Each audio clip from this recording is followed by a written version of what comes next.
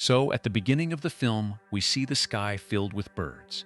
Seeing this, the villagers abandon all their work and hide in their homes. At this very moment, a daughter is born to a woman named Nawan. Upon birth, she goes back into her mother's body and begins eating her.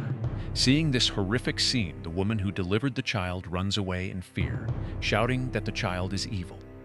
9 years pass in the story, and we are shown this child, Nawan's daughter, whom no one talks to. Forget about talking to her. No one even recognizes her as a human being, as everyone considers her the offspring of the devil. No one has even given her a name. For years, there wasn't a temple in the village where this girl was born. Years later, when a temple was built, a monk saw her sitting alone. She looked sad. The monk asked her, "What's your name, daughter?" When they learned that no one had named her for 9 years, they named her Pinor themselves and tied a thread on her hand for her safety. As soon as they touched Pinor's body, her health deteriorated, and by the time they finished tying the thread, she began vomiting blood. Seeing Mong's condition, all the women began cursing Novan, asking why she had brought her there. Novan had to face great embarrassment because of Penor again. A few more years pass. Penor starts going to school, where she remains isolated. Downstairs, all the children in her class were playing. A child named Pong was having a great game. A girl chairs her, but Pong's friend takes offense and in anger knocks the poor girl down. But the girl stands up, notices a spider on Pong's body, knocks it down, and Pinor stares at her strangely. Suddenly, a multitude of spiders appeared from nowhere on this girl's body and began gnawing at her skin. Everyone was horrified by her condition. The school authorities took her to the hospital. It turns out that Pinor had only one friend, with whom she now gets a photo made, and as they were leaving the studio, they witnessed a fight between some boys. They were about to slap a boy's body when Pinor's friend yelled, "Police, police," saving his life. In fact, the boy, whose life they had just saved, had been Pinor's friend. But one day, when Pinor brought him some sweets, the boy's mother called him a devil, and upon saying this, her condition began to deteriorate. The veins on her body began to turn black. When the boy and his father came out, they saw Pinor holding her by the throat, her eyes wide and black, like those of a devil. Thus he believed that Pinor had killed the girl's mother, and from that day on, he hated her. In the present, we see Novan, who had begun performing a ritual. She had the old corpse of a small child with her, and was about to kill herself while reciting something when Pinor arrived. Enraged, Novan decided to kill Pinor, revealing that Pinor's mother, Novan, also hated her. Tonight, while sleeping, Pinor also has a dream in which she sees a terrifying place where magic was being performed. There she sees magical symbols drawn on the body of a woman. As soon as the woman turns to Pinor, she realizes that it was Navan, her mother, who, upon looking at her, impregnated the girl, Pinor herself. She wakes up in fear. This dream had deeply troubled her. She wanted to tell her friend about it. So, when she came to visit her friend in the morning, she learned of a murder. The man who was murdered had a tattoo similar to the one on the person in her dream. This frightened her. She wanted to see his face, but he was completely injured. She drew a picture of the tattoo in her book and told her friend about her dream and the murdered man. Her friend said, "Don't worry. We'll go to the place you saw in your dream and uncover the secret of who these people with symbols are and why they're appearing in your dreams." During their conversation, Pinor felt pain and realized she had her period. Asking her friend to wait, she went to get her essentials. But on the way, she encountered a man with the same tattoo. The girl recognizes her as Penor's friend. Before she can even see his face, the man casts a spell on her, causing her to vomit blood and then black magic items. Seeing her condition worsen, Pinor arrives. Before Pinor's eyes, several lizards emerge, tearing her stomach apart. Her condition worsens. Pinor asks her, "What's wrong?" But she can't answer. One lizard even rips her eye open, leading to the girl's painful death. Just then, the girl's father, a police officer, arrives. He arrests Pinor because he suspects her of being the killer, as his hands were around her neck. When the body is taken for an autopsy, no evidence is found that Pinor killed her, but the strange wounds and injuries on the body made them unable to understand the reason behind this death. Therefore, Pinor is also released. Pinor tells her friend's father, "Believe me, I was just trying to save her life." Meanwhile, at home, we see Novan, who received a letter from someone saying that Pinor had grown up. How did people outside know this? Whatever it was, Novan became strange and locked Pinor in her room. Strange things began to happen to Pinor as well. She suffered severe itching all over her body, so much so that she even scratched her skin. She remained in pain the entire night. But when she woke up the next morning, she had transformed into a very beautiful girl. Everyone at school started following her around. Even Pong, the most handsome boy in her class, was desperate to talk to her. And seeing this, Pong's friend became jealous of Pinor. Pinor had brought a bouquet for her friend today, which she placed on her desk, promising her that no matter what, she would catch her murderer. After class, when Pong came to talk to her, Pinor asked for his help to go to the place she had dreamt of. Pong readily agreed, saying the place looked like it had been closed for years. But upon entering, they saw a strange temple with fresh flowers and other objects still lying around. This led them to believe that people still visited the place. There were no other people there at the time, but that night other classmates came. In fact, Pong's friend, who was jealous of Pinor, had brought her classmates there. They already hated Pinor, considering her a devil. Even today, they come and treat her very badly. The girls abuse her and beat her, while the boys try to harm her. But then Piak, her childhood friend who believed Pinor was responsible for her mother's death, comes to Pinor's rescue, proving that she still harbors feelings for her. Whatever the case, Pinor had been terribly hurt. The tragedy had devastated her. She came home and cried all night, remembering her friend's words, "Why don't you take revenge on those who treated you this way?" Partly out of grief for her friend and partly because of her own grief, she decided to take revenge. In the morning, the first person she attacked was Pong, who had caused all this trouble. After Pong, she also tried to kill Pong's friend, who somehow managed to escape. She had been unable to control herself these days, so in her stress, she went to Mac. It was here that she became very awkward even while talking to Mac. As she was tying a thread on Mac's hand, her eyes turned evil, and Mac was in immense pain. His friend Piak witnessed this with his own eyes. He couldn't understand why Pinor did this to everyone. Meanwhile, we are shown that the girl Pinor had attacked earlier. That morning had now come to perform a black magic spell on him to take revenge. This spell was causing Pinor to feel pain. The same thing the witch was doing to the statue she had created of Pinor was happening to him as well. Just then, the man whose body we saw the tattoo on passes by. He understands that someone is casting a spell on Pinor after seeing his deteriorating condition. Therefore, when he himself recites a spell, the statue of Pinor lying near the witch breaks down. But the witch's spell still lingered, penetrating Pinor's ears. To remove the spell, the man began chanting incantations and kicking Pinor's chest. This caused pain, not Pinor, but the witch who had cast the spell. Her ribs were broken and her chest exploded, killing her. Seeing this horrific scene, even those who had performed the spell fled in fear. The man who had broken Banor's spell went to her mother, Novan, and tortured and scolded her for failing to care for Banor. Novan then asked him, "Why should I care for her? You only kept me here to give birth to her. You didn't even pay me, and you kept me captive for so many years." Pinor was deeply saddened by her mother's words. So, the man, named Trisum, threw some money at Novan's face and attempted to kill her. Whoever she was Novan's daughter. She couldn't bear to see her daughter die like this, so she attacked the man, saved her daughter, and fled. But something connected with Pinor, and she couldn't leave that town. Before they could leave, a multitude of birds filled the sky, just like in the beginning of a movie. They attacked Novan, slitting his throat and killing him. On the other side of the river, a friend of Novan's was standing. With great difficulty, Pinor took Novan's boat there, and there, dying, Novan told her friend, "You have to take care of my daughter now." Pinor is also devastated by her mother's death, as she had no one else in the world. The next day, Novan's friend tells her her story. She tells her that Novan wanted to become a great singer, but her parents wouldn't agree, so she decided to run away from home and go to Bangkok, but she had no money. Then she met some members of a cult who asked Novan to have a child, promising her a lot of money. But after the child was born, they refused to pay and said she couldn't leave until the child grew up. Thus, without the child, you became a problem for her. You stood in the way of her dreams. That's why she never loved you. She also gives her Novan's letter, which read, "Pinor, I never loved you because you were the biggest rock in my life.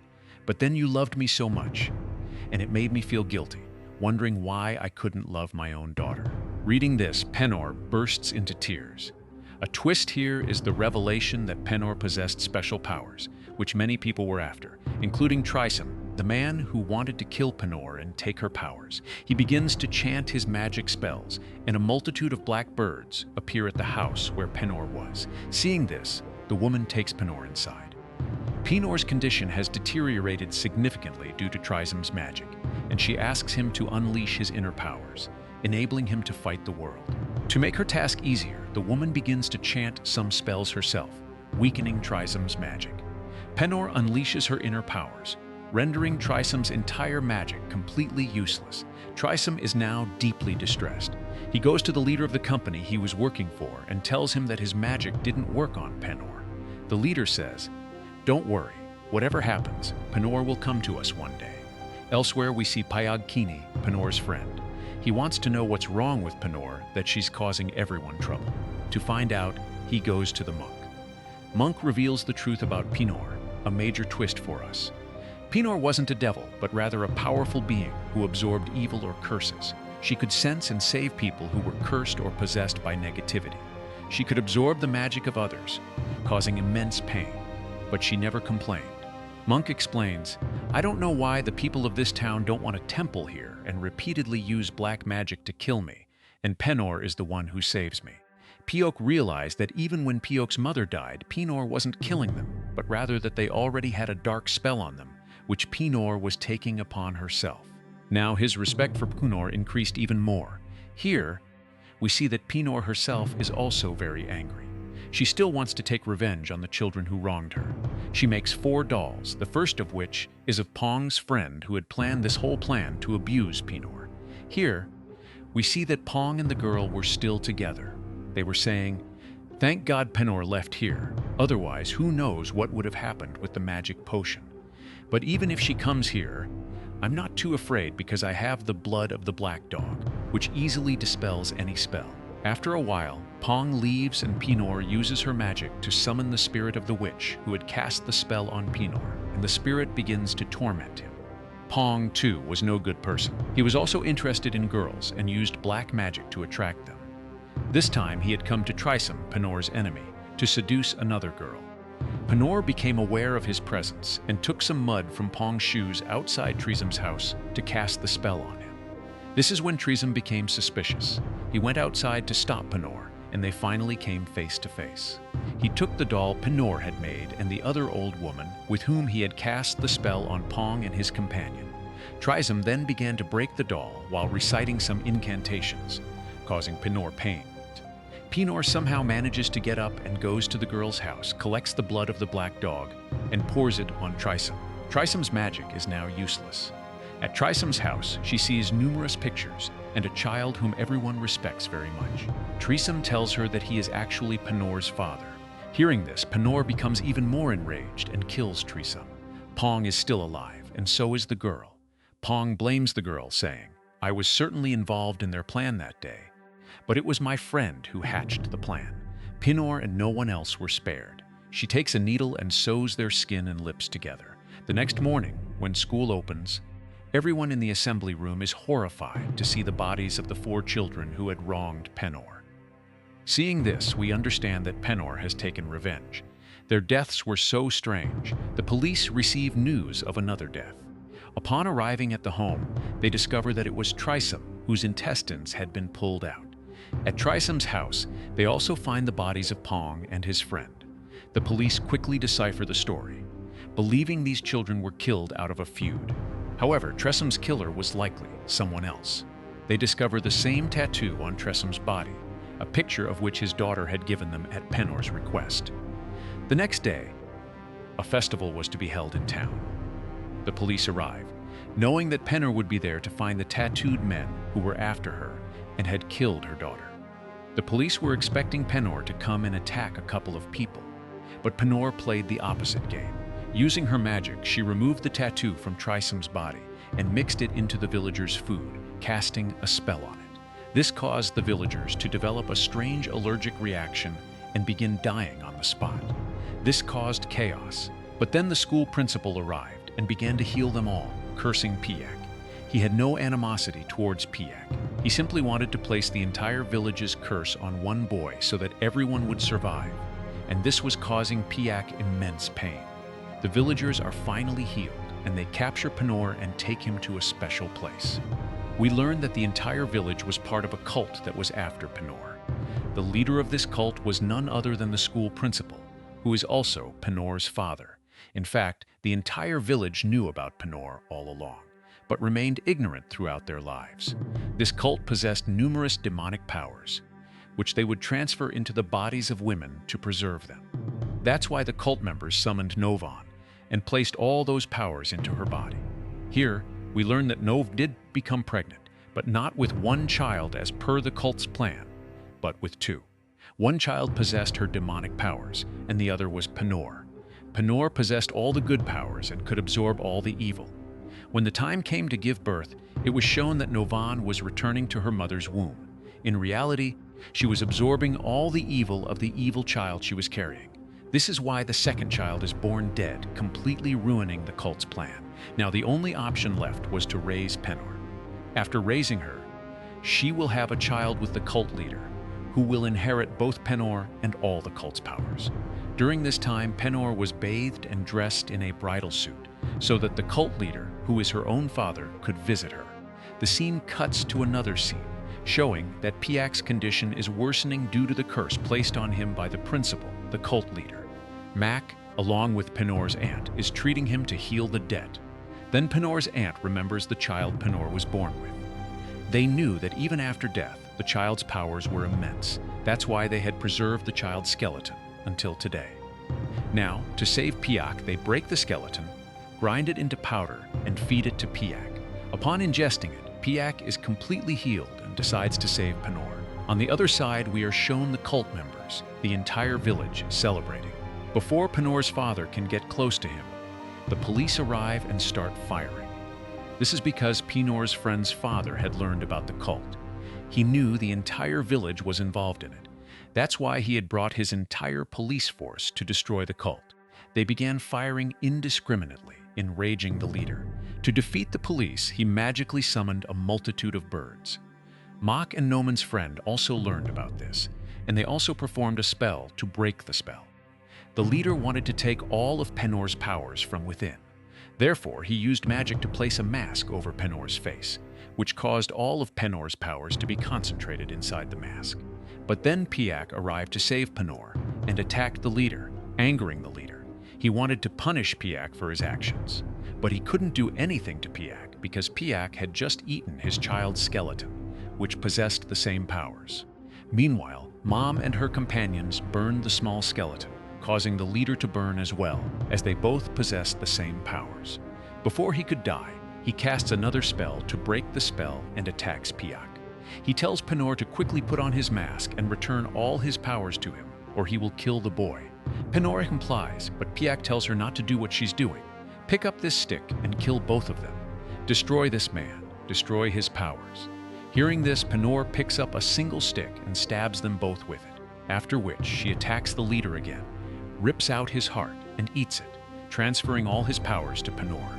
Thus, the leader is destroyed, but all the evil forces have now been transferred to Penor. Unwilling to live with these powers, she casts a spell and transfers all her powers into the mask. The release of all her powers causes her to faint. The scene cuts to the next day. Piak's condition has improved significantly, but Penor is still unconscious. Piak is deeply worried about her. When Penor regains consciousness, she realizes that she has no memory of anything from the past. As a result, her life has become more normal, and she begins attending school like any other girl.